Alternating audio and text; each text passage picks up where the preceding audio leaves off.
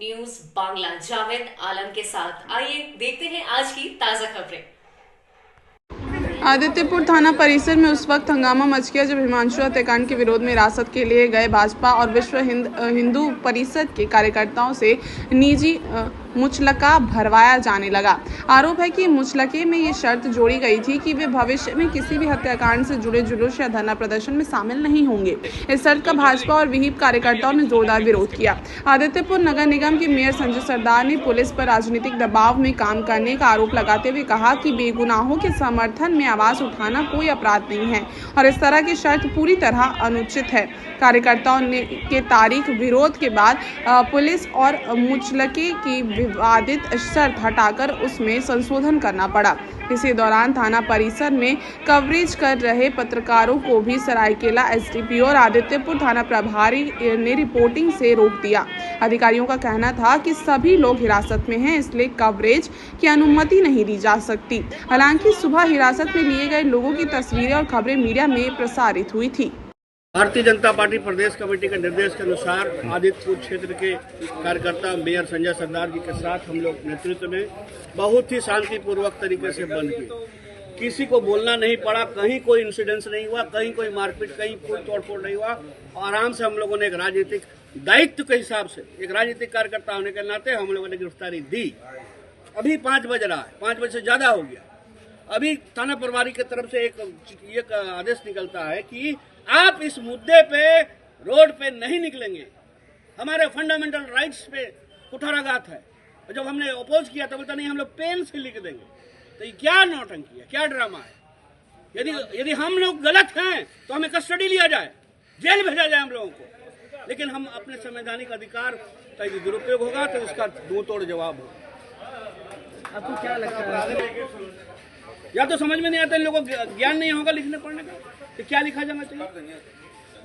ये कोई नया, ये पहला है क्या? ये भारतीय जनता पार्टी दुनिया की सबसे बड़ी पार्टी है। ये पूरा आदित्यपुर बंद था।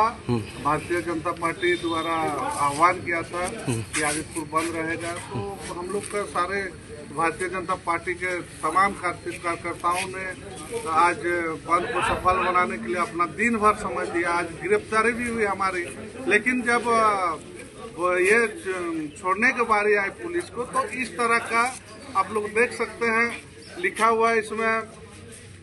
मैं उमर, पिता का नाम, मोबाइल संख्या, पता, थाना, जिला, चलिए ठीक है, का निवासी हूँ।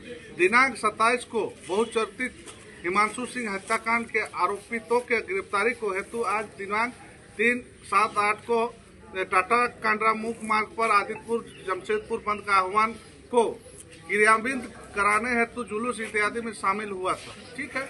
जिसमें क्रम में आदित्यपुर थाना द्वारा मुझे गिरफ्तार कर आदित्यपुर थाना में लाकर रखा गया था। मैं वादा करता हूं तो थाना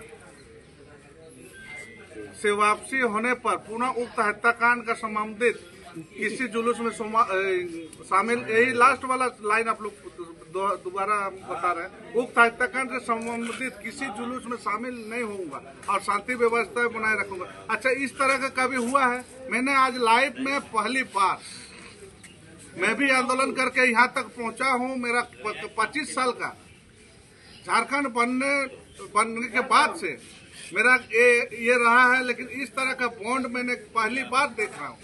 एक क्या है, प्रशासन बताए कि जबरदस्ती हैरेस करने का प्रयास किया जा रहा है कार्यकर्ता को। हम लोग को अगर नहीं छोड़ना है, मत छोड़े, हम लोग अरेस्ट करके जेल भेज दे। हम लोग हंसी खुशी हम लोग मानते हुए हम लोग जेल जाएंगे। और जनता सड़क पर उतरने के लिए तैयार है हेमंत सरकार को उखाड़ के फेंकने के लिए। हेमंत सरकार सिर्फ बालू गिट्टी चोरी करके और ब्राउन शुगर बेच करके सबको अपराधी बनाने का काम कर रही है। इसके बाद झारखंड में किसी तरह का कोई विकास का काम नहीं हो रहा है। बताइए, 18,000 करोड़ रुपया वापस चला गया विकास योजना का, नगर विकास योजना का, प्रधानमंत्री आवास योजना का, ग्रामीण सड़क योजना का 18,000 करोड़ रुपया वापस हो गया। हेमंत सोरेन सरकार खर्च नहीं कर सकी। ये सरकार की विफलता है कि नहीं है? एक तरफ प्रशासन फेल्योर, एक तरफ सरकार फेल्योर, जनता समस्या से दो चार हो रही है। और हेमंत सोरेन सरकार नए नए राजनीतिक हथकंडे अपनाकर राजनीतिक सामाजिक कार्यकर्ता को प्रताड़ित करने का काम कर रही है, जिसके खिलाफ भाजपा हर सड़क से लेकर संसद तक आवाज उठाने का काम करेगी। धन्यवाद।